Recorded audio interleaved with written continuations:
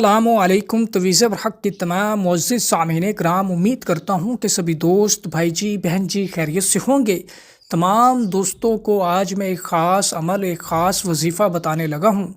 کہ جو انسان چاہتا ہے کہ اس کے پاس سارا سال رزق ختم نہ ہو، اس کے پاس سارا سال دولت ختم نہ ہو، اس کا کبھی بٹوا پرس خالی نہ ہو، اس کی جیب ہمیشہ پیسوں سے بھری رہے، تو پھر دوستو ایک خاص وقت آنے لگا ہے کہ جو کہ رمضان المبارک میں ہے،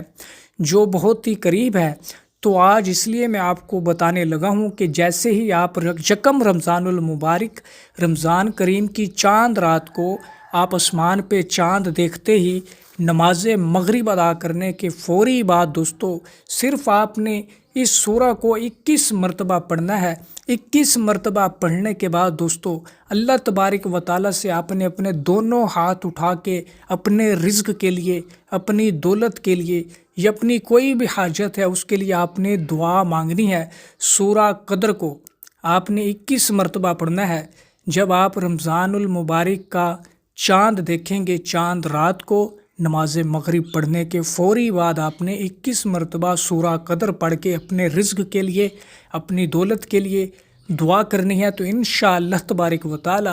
پورا سال آپ کی جیب خالی نہیں ہوگی، پورا سال آپ کے پاس رزق کی تنگی نہیں ہوگی۔ اور میں امید کرتا ہوں کہ یہ وظیفہ آپ سبھی دوستوں کے ساتھ شیئر کریں گے۔